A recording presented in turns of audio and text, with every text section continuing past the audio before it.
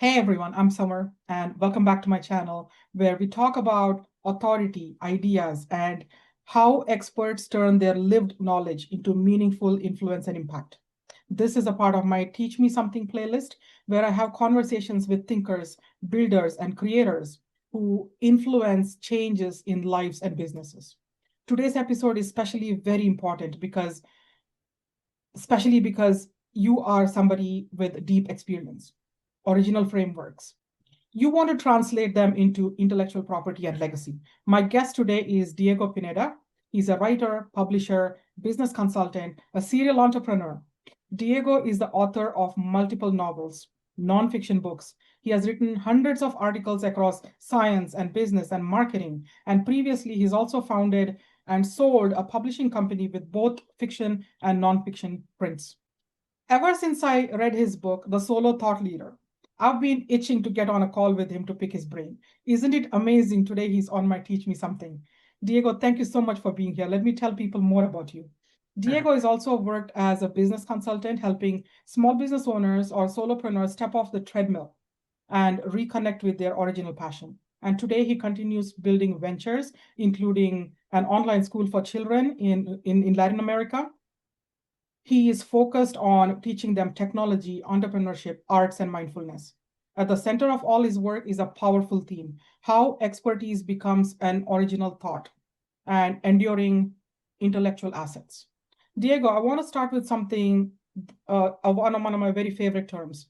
It usually gets constantly spoken about, but people don't understand this. So, from your perspective, what actually is thought leadership and how does it matter for experts like me, a solopreneur, a creator? Yeah, very good. So thank you for having me, Summer. I say thought leadership is the intersection of three things: Mm, expertise, innovation, and education. So you can be an expert, you just know a lot about your topic, but if you don't innovate and you don't educate, you're not a thought leader. If mhm. you are an expert and you innovate, but you don't educate, you're not a thought leader. You're just a pioneer in your industry or your area of knowledge. You Mhm. can win awards and you can do a lot of things, but you're not a thought leader. So you Mhm. need the education part. Is when you are communicating your expertise, your innovation in your area of expertise, and you're teaching people new frameworks, new ways of doing things, stuff that will help them solve their problems, just Mhm. like they did for you. And that, in a nutshell, is thought leadership. Wow. And you also asked, like, why is this important for solopreneurs? Yeah, And I yeah. think this is crucial for solopreneurs because we don't have the big budgets, or as I say in my book, we don't have friends in high places. So we need to stand out somehow. And the best way to do it is through thought leadership. If we just create content repeating what everybody is saying, we're not going to stand out. We need to create frameworks, we need to be experts, we need to innovate, and then we need to teach what we learned. Original That's how we're thought. going to stand Yes. Original thought is something I would stress on too. Because right now everybody sounds alike. Everybody sounds like ChatGPT and they think it's their original thought because that's the thing that they're putting into ChatGPT. The distinction between expertise and original thought, I think it's huge. And you often talk about something that you say, you call it native digital assets. hmm Yeah, so you need to have not just one thing in your portfolio. You need a Mhm. lot of things in your portfolio. Uh, Digital assets, but there's something I created that's called the book ecosystem. That's in my book, The Solo Author. Mhm. And it's like you don't just write a book and sell a book. You need an ecosystem around your book. It's the book is just the entrance to that. Mhm. You have a course, you have a webinar, you have a consulting business. So it's a lot of things that you can offer. It's an ecosystem. So when somebody sees that you're an expert, they can go online and search for your name, Samaria, and then they would need at least 7 hours, at least to consume all the content you have online. That's when you Mhm. can start calling yourself an expert with an education content out there, right? When people have to invest at least 7 hours to consume all the content you have out there, whether it's books, webinars, videos like this YouTube channel, your podcast, right? All those things, you're Mhm. present, and people will think, okay, this person is a thought leader. So, and funny thing, when I started researching this book, The Soul of Thought Leader, I didn't know much about thought leadership. I was just curious about it. So what I did is I started interviewing a lot of thought leaders and people who were experts. And I said, okay, tell me how you did it. Tell me how you did to become the expert in your niche. Tell me your story. So I interviewed dozens of people, and then reading the transcripts. And this was before AI, so it was more manual process. Beautiful, yeah. What are the common things that they have? And out of those common things, I came out with the framework of the 7 steps of solo thought leadership, right? Become an expert, innovate, educate, find your voice, dominate social media, write a book on IP. So all those things came from that process. But once I published the book, I was starting to talk, being invited to podcasts, do videos, all of that. Then I was being presented as the thought leadership about thought leadership, the thought leader on thought leadership. And Beautiful. in just like 18 months before that, I wasn't an expert, right? So you can build it. So this is the secret about this. You can build this from scratch. I'll give you another example. So one of my passions is writing fiction. And I had this idea about this fantasy novel, magical realism novel. And I just published it a few months ago. But I want to establish myself as the expert, right? So I drank my own Kool-Aid and I started doing what I preach in my book. And I said, okay, I want to become the expert in fantasy fiction. So I started my blog, and I had nothing in my blog before that. But I just started writing, slowly growing organically. Now I am ranking for topics about urban fantasy, magical realism, the websites are increasing. Then one of the steps of becoming a thought leader is you have to dominate social media, but not all of it. You have to find the channel or the network where your audience is. If you're going B2B, LinkedIn is the place, right? Perfect. If you are looking for young people, maybe fitness, go to Instagram, right? Instagram. But I wanted readers, right, for my novel. So where are they? And I started researching, and there's this thing called Book Talk. Book Talk, yes. So I had no idea about TikTok. I never used TikTok. I thought, I'm in my late 40s. TikTok is for kids, right? That's what I thought. Not me, not really. Okay, not anymore. But that's what I thought. But then let's just go on it. And I found there's an audience here where I can become an expert in this topic in fantasy, but I don't want to reach writers. There's so many channels about writers. I want to reach readers. BookTok was the place I wanted. So I started about 8 months ago, and now I have a BookTok account where I get thousands and thousands of views on every single video I post, right? And I'm getting the word out and establishing myself as an expert in fantasy fiction with my blog and with my books. I still have to innovate. I have to find, but I think I'm doing it with the novels I'm releasing, with new ideas, new stories. It's a bit different in fiction, but that's the example. Just showing it. I did it for thought leadership. Now I'm doing it for fiction. You can do it from scratch. So if you're watching this video and you're a solopreneur, there's nothing. You don't have to study. You don't have to get a PhD. You don't have to win a Nobel Prize to be a thought leader. You just have to follow the steps, and it's pretty easy. And maybe that's what we're going to talk about. But that's something I want to teach you. It's something anybody can do, even if they're starting from zero. Many people need to learn this. Many people need to hear this. And you taught me one valuable thing which hasn't even entered my mind. Get on Book Talk. Why did I ever think of that? So what I'm hearing from you right now is ideas, frameworks, and intellectual property that live natively in digital ecosystems is what you're talking about. And many thought leaders today are translating their ideas across various formats. Could be books or newsletters or courses or communities. My own book is called Stop Mind the Gap. And I created a newsletter while I was writing the book. The newsletter on LinkedIn is called The Thought Leader Chronicles. And now I want to segue my book into the newsletter. So what I want to ask you is would you recommend an intentional sequence for releasing proprietary ideas so that they evolve into enduring these intellectual assets rather than just scattering contents everywhere? Like I'm on LinkedIn, I constantly post on there. I'm on YouTube, but I speak about various things. So what would you think about moving a book into an ongoing thought leadership platform or a community? Okay. Yeah. So, I mean, that's a great idea.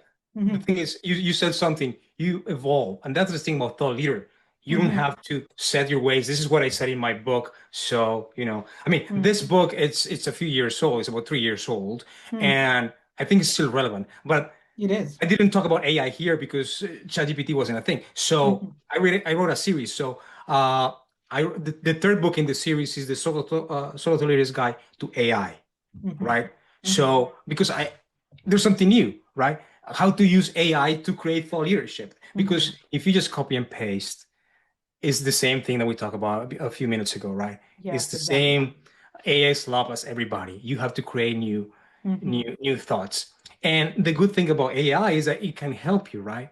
mhm, So you write more books, but you can use your newsletter or your social media accounts just to test those ideas. And that's what I love about, LinkedIn helped me a lot when I was starting because I would test my ideas and I would mhm, have these thoughts and then I would see what resonated with my audience. mhm, And if it didn't resonate, maybe this wasn't the best idea. Then mhm, I just put another idea out and then it created a lot of controversy or question. Say, oh, I'm hitting a chord here. So maybe I mhm, should develop this. And also, you can discover who your audience is. So, through your newsletter or through your LinkedIn post, you have to be intentional in saying, okay, who are the people commenting on my um, post? Post. Who are the people Mhm, who are subscribing and watching my videos? mhm, This is your audience. So, when I started, I thought, oh, I'm going to write about thought leadership. Maybe I'm going to get CEOs, I'm going to get university professors. And mhm. then I realized that most of the people who were following me and asking me questions were consultants, solopreneurs, Solopreneurs. Yeah. small business owners. That's when I shifted and I said, this is the people who are following me now. I'm going to talk to them. I'm going to ask them Mhm, questions. I'm going to mhm, see what they're looking for. And then I'm going to meet those needs and just create content for them. And that's how you discover it. So maybe that's what you do through your newsletter, through your YouTube channel, right? mhm, You mhm, discover who are the people who are following you. And mhm. then you create a community around that. That's beautiful. And I was giggling inside when you said you wrote the book 3 years ago and it's still relevant. Diego, I think the book is going to be incredibly relevant even in a decade for anyone that's building long-term authority. The I hope principles so. are very, very strong and they will be relevant at least for a decade. At least for a decade.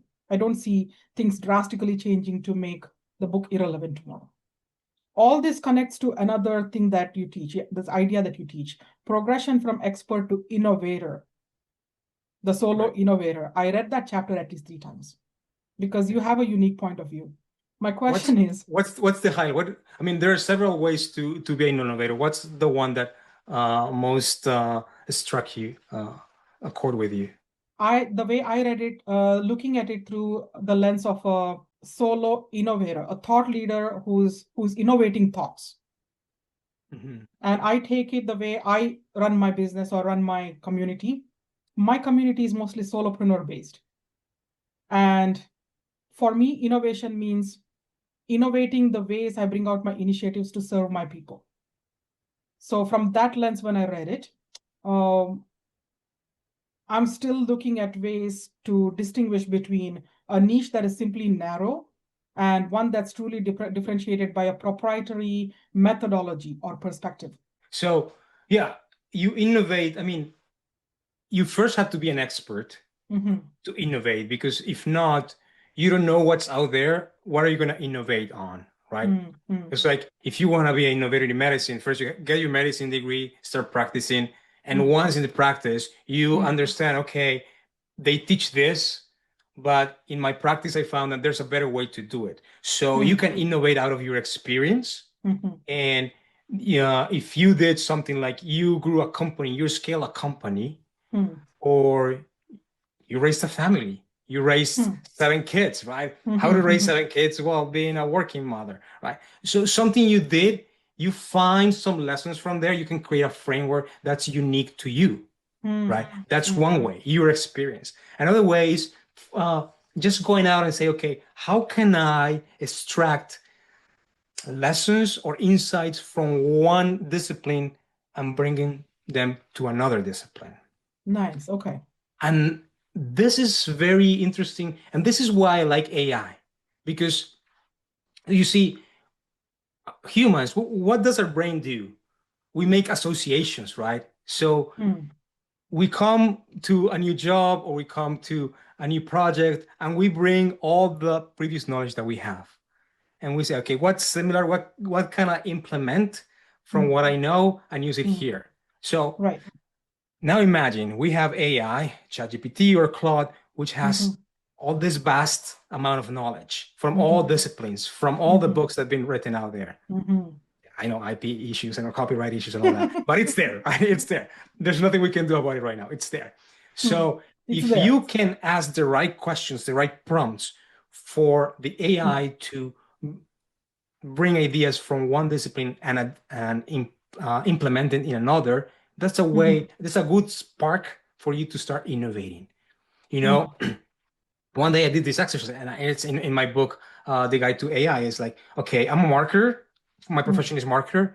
Hmm. What discipline could bring me some good ideas about marketing? So I started researching with different ones, and I came to was medicine. Okay, Okay. what can medicine teach marketing? Okay, Hmm. medicine is evidence-based. Correct. They do clinical trials for new treatments and drugs and stuff like that, right? Mm-hmm. Oh, what if we did clinical trials Mm-hmm. and evidence-based marketing?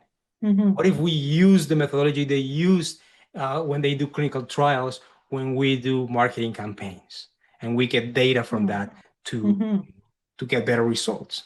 Oh, that's an idea. So you can create an evidence-based marketing framework inspired by medicine. Medicine, yeah. Clinical Right. trials. Right. So this is just one example. Bring stuff from one field to another and see how you can implement, right?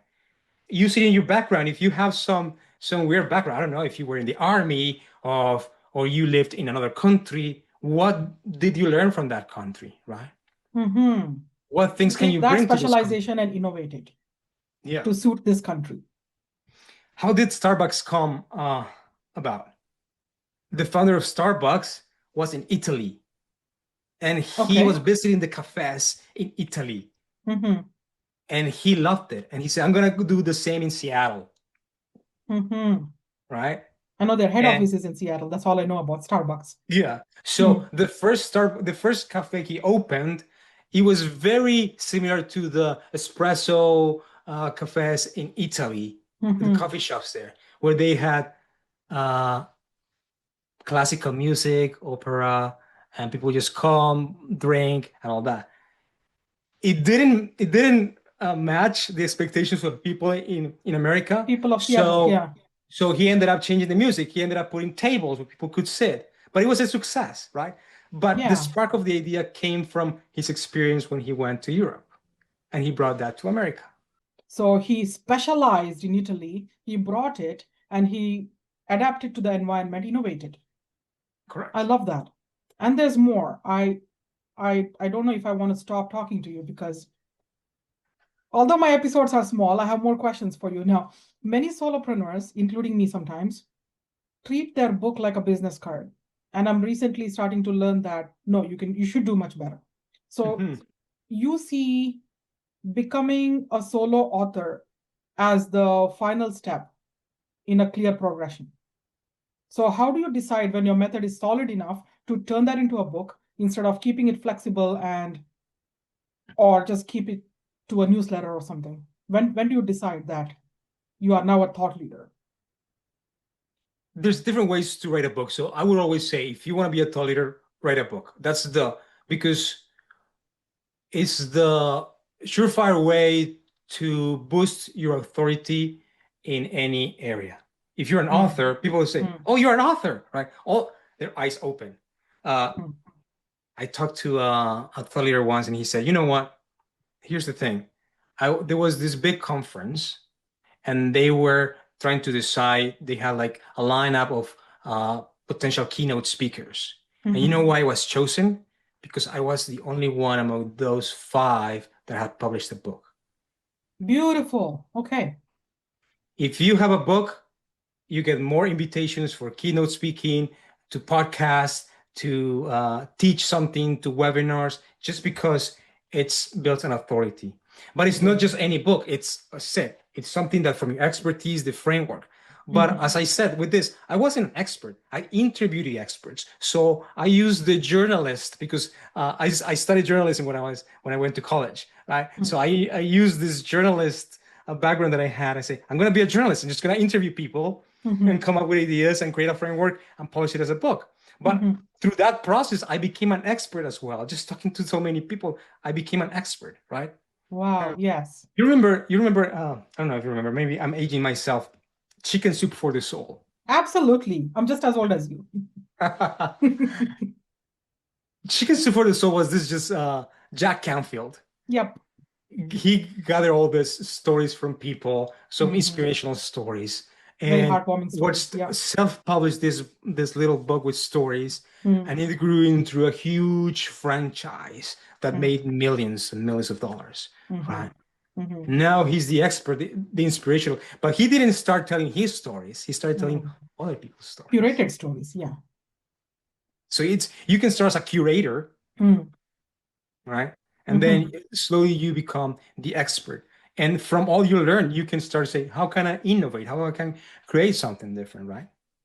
You're giving me hundreds of ideas. I think after this episode, I'm going to go through again and make my notes, like physically written down notes. The idea of teach me something was similar to that. Interview experts, learn from them, and I never know what this is going to evolve into. Right now, it's called 100 Professionals Teach Me Something. Once I get to 100, probably it'll turn into 200 Professionals Teach Me Something. Let's just wait and see. Diego, this has been a very rich conversation, especially for people who carry original ideas in their minds, but they want to translate them into lasting intellectual assets and thought leadership, but they don't know how to.